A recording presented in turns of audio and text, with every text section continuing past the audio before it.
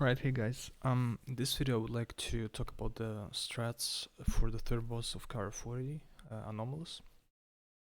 So I'll be showing the raid plan over here, and I'll also be using Big's video where they kill the boss to talk about how it looks like practice. So I will go through the theory first and switch to practice here. Basically, this is the boss room, this rectangular. There's an entrance over here, so that's where they're entering right now in the video. I'll show it to you. Yep, so they enter through here, and if we go a bit further, just show the boss. Yep, perfect shot. This is this exit, so you see there's the purple exit here, and the boss standing right next to it, so this is this arrow. Basically the strat, before the pull, you have to split the raid into three groups. On the right side, there's going to be the melee group, and group leader will be marked with triangle or any other mark of choosing. I chose triangle, and everyone has to stack on the group leader. Tanks, main tank, or rather the first tank is going to be star, and the ranged group, that means healers, bowcasters, and hunters, stack on diamond. Yeah, so that's how the raid splits. Then on pull timer, everyone starts moving at the same time. Tanks pick up the boss. So basically, main tank star will be start tanking it with their back to the wall. All the other tanks move in as well. I mean, we move in at the same time. So I'm just putting the marks over here, and everyone has to stack on their group leader. So melees will be on the right side of the boss, ranged on the left side, main tank here. Other tanks can stack up on the melees as well. Oops. Right. So the boss has a few mechanics. So first, and the most important mechanic, before you pull the boss, everyone in the raid has to have 200 plus AR, Arcane resistance. If at least one person doesn't have that, the raid will wipe. The wipe mechanic is this prison, which basically it imprisons the person who has less than 200, and then it will spread the prison on everyone. The prison is dispellable, but if you have less than 200 resistance, you will die, and then the raid will wipe basically. So everyone has to have like 200 plus. 250 is the sweet spot, because then you will get like damage. Yeah. Then the boss has a bomb mechanic similar to Baron Geddon from MC. Basically, the person second on threat will get a bomb. So this will be marked with a skull by Bigwigs. Always second on threat, so the tank is immune to this, but the person second on threat will get it. So it will be either one of the melees or the ranged tanks. It's really important that you don't overthreat the melee, the DPS. That means tanks, if you're off tanking and you're not star, the first tank, you just stand there and auto attack the boss.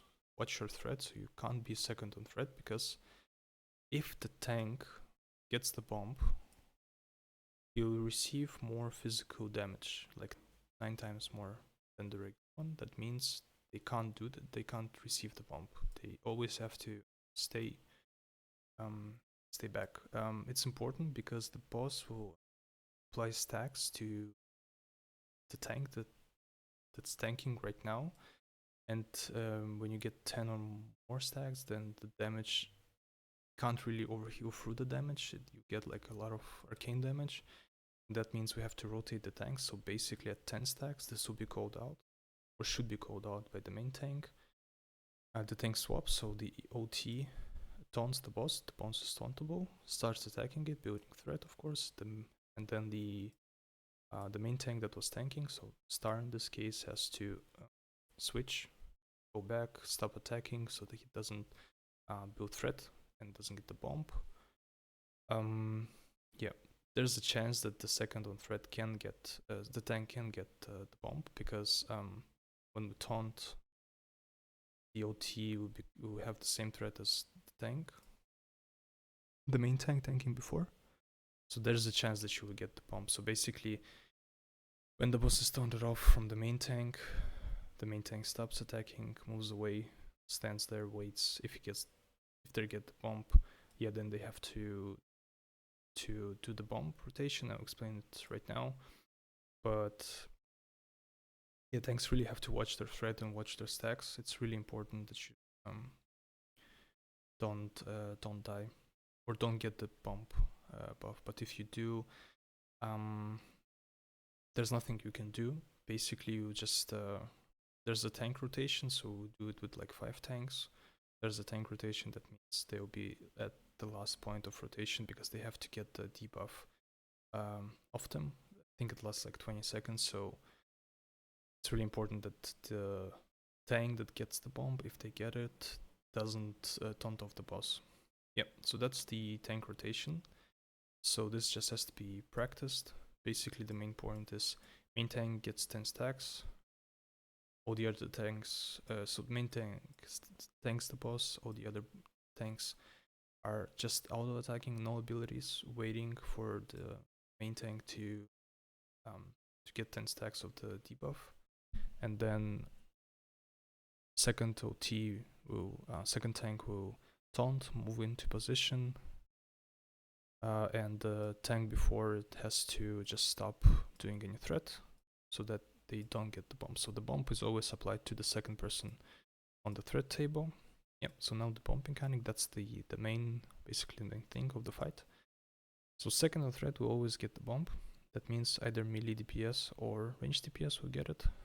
So that means if a person gets the bomb, so that would be cool. So for example, if a melee gets the bomb, you run out of the raid immediately, you go to one of the walls, so the melee will go to the right wall, and the ranged will go to the left wall, and then hug the wall, and then you just have to go into this back corner. If you're melee, if you're ranged, you go to this corner, and you stand there, wait for the detonation. Then you have to not go back as you came, or you have to go through the middle and go back to the middle here, and then go into your group, basically. Go into your group, back into your group. Yeah, same applies to range. So you go to the left wall, hug it, stand in the corner, wait for the bomb to detonate, go into the middle and go back through the middle.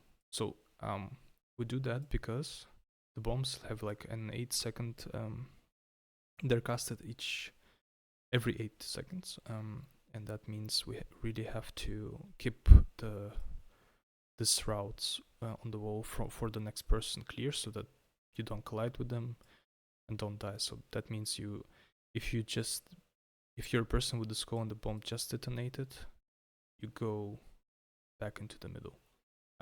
You can go into the middle immediately. So when you get the bomb, you just go around like this, stand in the middle, wait for it to detonate, and then go back into the middle. That's fine as well. When you get the bomb, you get a speed buff, and then you also get like a damage buff. So you can greed a bit, because you do more damage with the bomb. So you don't need to run immediately. You can damage just a bit, but then with like 8 seconds run out. But I wouldn't recommend this. Not really a DPS fight. It's just a mechanic fight. The boss doesn't deal too much damage. If the tanks rotate well enough, the tanks won't die. And yeah, so you just have to do everything in time. So I would say don't greed. If you get the bomb, immediately run out, hug the wall, detonate, get back to the raid. Yeah.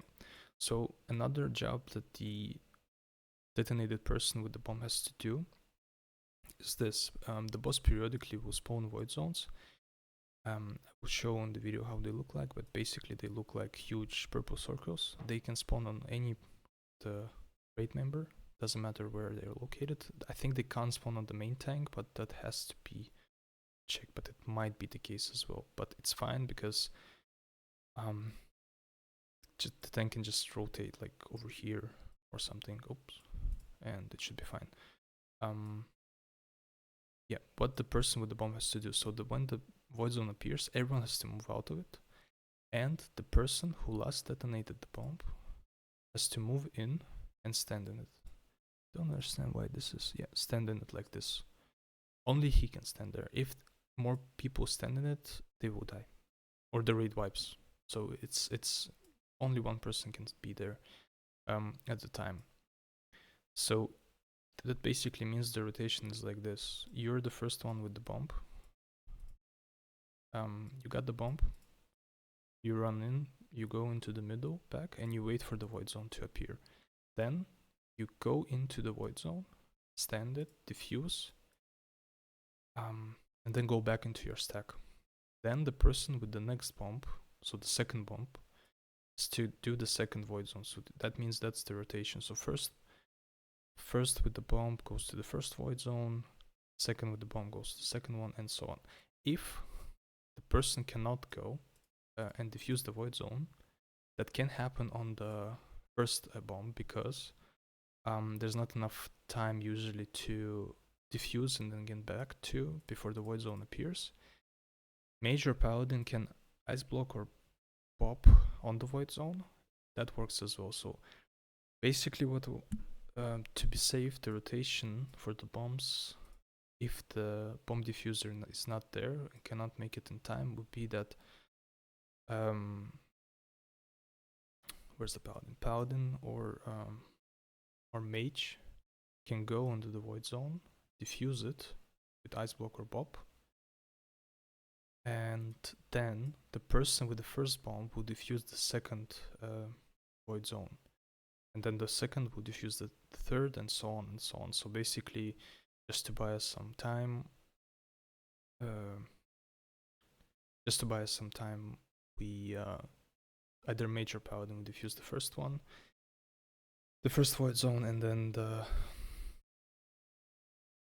diffuser of the first bomb will diffuse the second. That's the rotation that can be done as well. We just need to basically practice this and see what can be done in the moment, because it's really hard to say if you have enough time, because the spawn is random. So you could be like running on one of the sides, but you don't have enough time to get to the void zone on like the other side. So if you like melee, you'll get here, but then you have to run here. So it's better to for the bomb to as soon as you diffuse, as soon as it detonates, you run to the middle, you stay there, you fight the boss, and you wait for the void zone, so that you have a bit more the distance to one of the void zones on one of the sides, because it will spawn either on the melee stack or the range stack or the tanks, but I think it doesn't spawn on the main tank. You have enough time. If you're standing in the middle, you have enough time to diffuse, but after that you just go to your stack and stack on your group leader. Okay, what else? Let me check and see if there's 30%. It just speeds up, so I think the bombs are like every 5 seconds maybe. We haven't reached this point yet, but yeah, just speeds up, so you do the entire rotation again. Yeah, so this is how you do the boss in theory. Watch the VOD and talk about all the things that are happening, just to point out. Also, shamans, please, on pool, you first go to this entrance, basically to this door, put your totems here. Don't put them anywhere else, put them on like the small stairs that are going to be. I will show it to you. Right, so that's the thing in theory. Let's watch the VOD real quick. Okay, so now I will use Big's video to explain the fight a bit, show what's happening in practice. So this is their kill of Anomalus.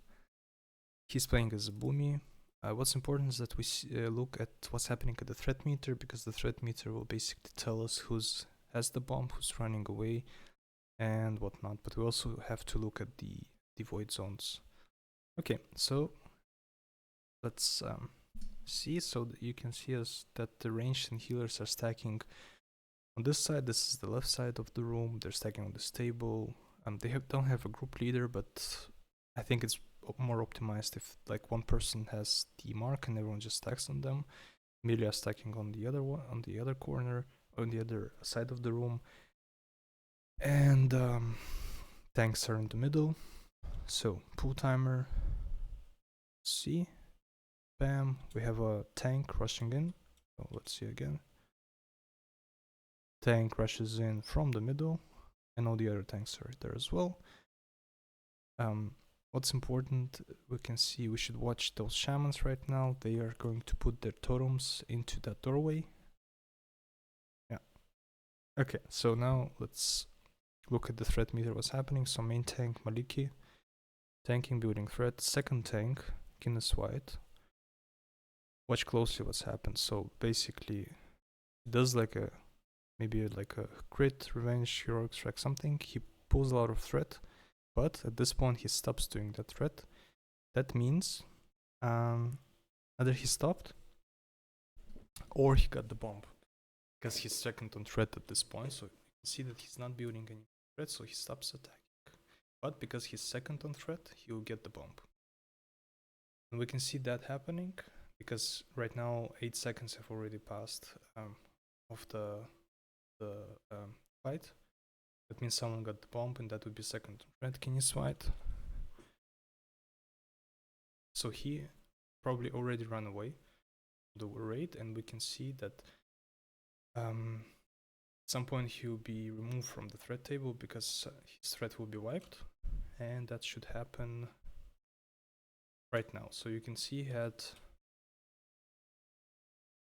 a lot of threat, almost 6k threat, so that could be blood rage or something, and then the threat is wiped.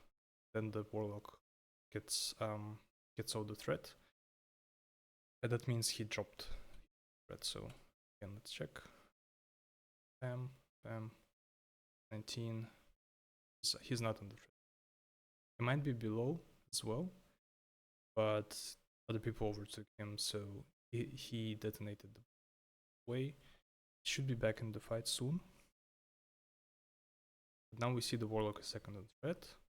What will happen right now is that, yep, warlock got the debuff, so they got the bomb, and they're running away. And we see a void zone appearing just on all of the casters.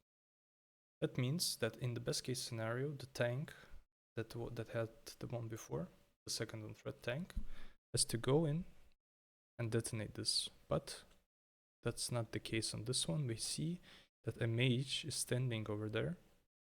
I think he's using Cold Snap or Ice Block. I'm not a mage player, but basically he soaks the void zone over there, so the void zone explodes. He's the only one standing there. If there's more people, wipes the raid. Bam. Everyone gets back. Guinness White second on threat. Shouldn't be doing that because he's getting more damage from the boss hitting him. Doing that now though. Okay, so another void zone. That should be the warlock, or like the person who got the bomb before. That should be the warlock. That was the second bomb, and that's how it basically goes. So right now, thinking his White should get it again. Can't really see him. Yeah, I think he went away. If his thread gets wiped down, another void zone, so another person has to go in.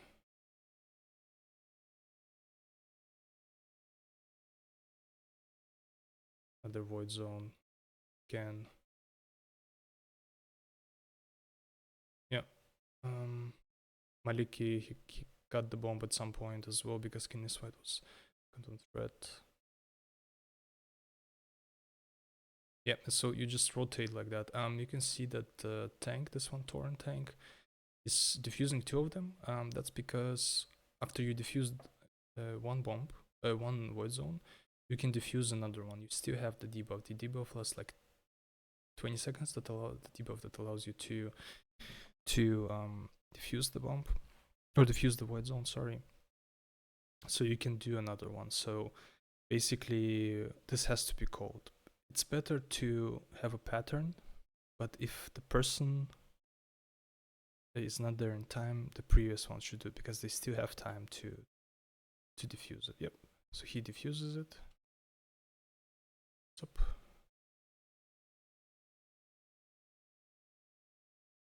Oh. Get back. Another one. You can see the range is getting a lot of them. So they're diffusing all the time. Bam. Bam. Threat wipe. What's happened? Oh, okay, he's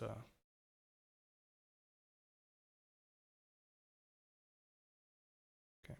That again. See, this tank is tanking right now, so one of the bears should get it.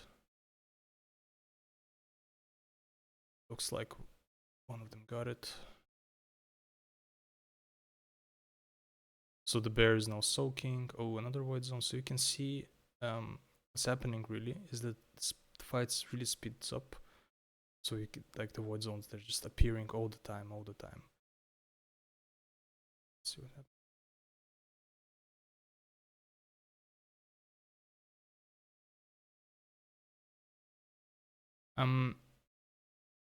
From what I can see as well is that if you already have the debuff, I think you can't get the bomb again.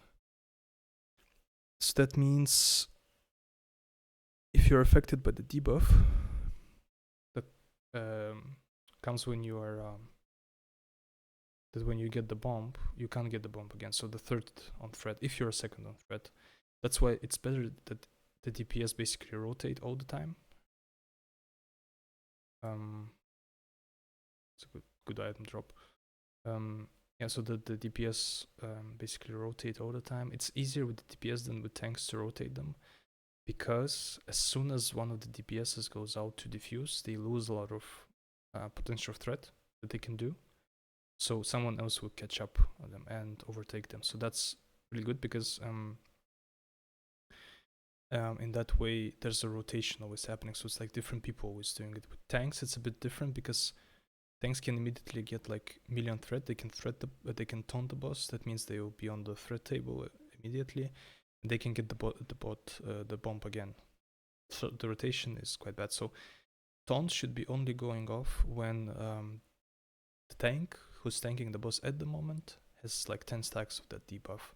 Then we can that's the best time to taunt. Otherwise you can fuck up the rotation and who can defuse the bombs. So as I can see right now, the fight really speeds up like 20%, 30%, something like that. So it's really important to watch that as well. But if the rotation is done well, the bomb rotation, then it should be fine. It's really important not to make mistakes here because it really cascades. Yeah, but that's the boss basically. It's not a hard boss, it's not a DPS check, it's just the mechanics check. So you just have to turn your monitor on and basically play the game.